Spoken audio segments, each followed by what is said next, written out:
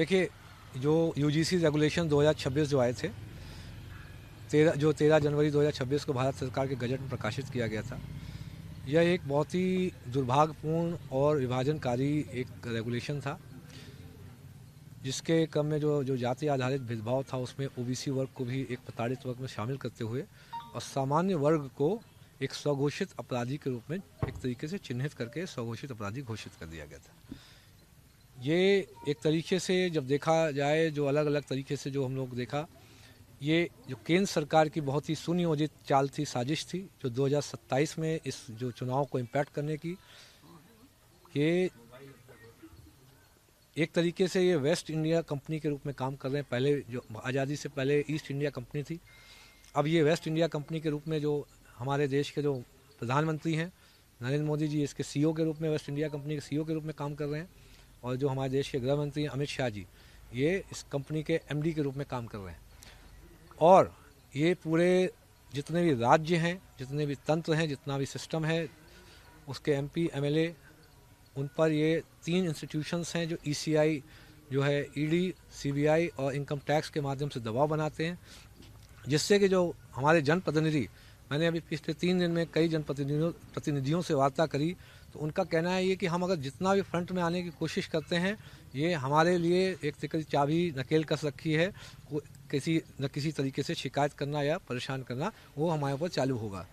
तो ये एक तरीके से बहुत ही सुनियोजित तरीके से जो राज्य सरकार को प्रभावित करने का जो 2027 का चुनाव था, वो प्रभावित करने की एक साजिश थी, क्योंकि केंद्र सरकार और राज्य सरकार में बनती नहीं है इस समय। लेकिन जो इन्होंने ये काम किया, तो उसके क्रम में जब मैंने रिज़ाइन दिया, तो पूरे देश में पूरा समाज साथ में खड़ा हो गया। और उसके बाद आप देखेंगे कितनी जागृति रही और पूरा राष्ट्र एक हो गया।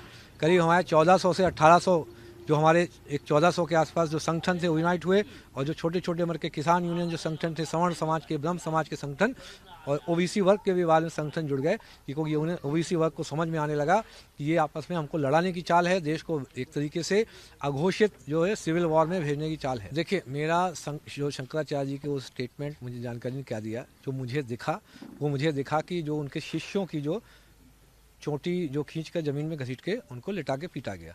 इसके अलावा जो हमारा जो विरोध था, देखिए माननीय मुख्यमंत्री जो योगी आदित्यनाथ जी, वो हमारे प्रदेश के मुख्यमंत्री हैं और बहुत ही आदरणीय हैं। उनसे कोई भी हमारा अगर विवाद होगा या कुछ भी अगर है तो हम उनसे पूछ सकते हैं, और मैंने पूछा भी।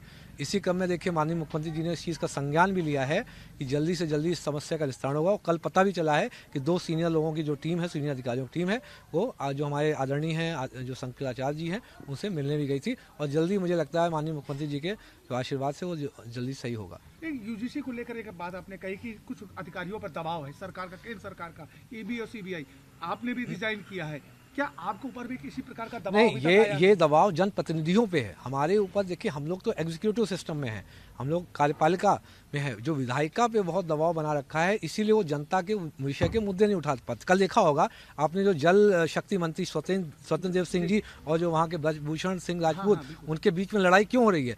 ये जो पहले ईस्ट इंडिया कंपनी अंग्रेजों के समय पे थी, अब ये वेस्ट इंडिया कंपनी के रूप में जो गुजराती कंपनी जो आई है लॉन्च होके, जो एक तरीके से जो पोलराइजेशन करके यहाँ पे दिल्ली में बैठी हुई है, इसने क्या किया है? ये जितना मान लीजिए आपका 10 लाख करोड़ का बजट है, तो इसे 30% कमीशन चाहिए। जब 30% आप कमीशन ले जाओगे तो काम कैसे होंगे? अब वो जनप्रतिनिधि दोनों नहीं बोल पा रहे हैं, वो कैसे बताएं कि वहाँ की एक कंपनी है जिसको 30% कट चाहिए, वो सब कॉन्ट्रैक्टिंग के माध्यम से 10 कंपनीज लिस्टेड हैं, रजिस्टर्ड हैं, वो कट लेके निकल जाते हैं। या 70% में आदमी कैसे काम कराएगा? तभी वहाँ पर चीज़ें छूट रही हैं, चीज़ें सड़ रही हैं, पानी की टंकियाँ फट रही हैं। एक आखिरी सवाल, शंकराचार्य से आपने क्या मुलाकात की इस दौरान? नहीं, मैंने उनसे उस दिन बात हुई थी जिस दिन मैंने इस्तीफा दिया था, उसके 2 दिन मेरी बात हुई। उन्होंने मुझे मतलब ये आशीर्वाद दिया कि क्योंकि आपने अपने सनातन संस्कृति के लिए पक्ष में बोला, तो उन्होंने बताया था कि आप जब भी कभी आए हमारे पास, सब मिलने के लिए आमंत्रित थे। तो मैंने उनका आमंत्रण जो स्वीकार किया था। तो आप अलंकार जी कब तक वहाँ शंकराचार्य के पास पहुँचेंगे? मेरा हो सकता है कल या परसों, अगर समय मिलेगा तो हम जाएंगे।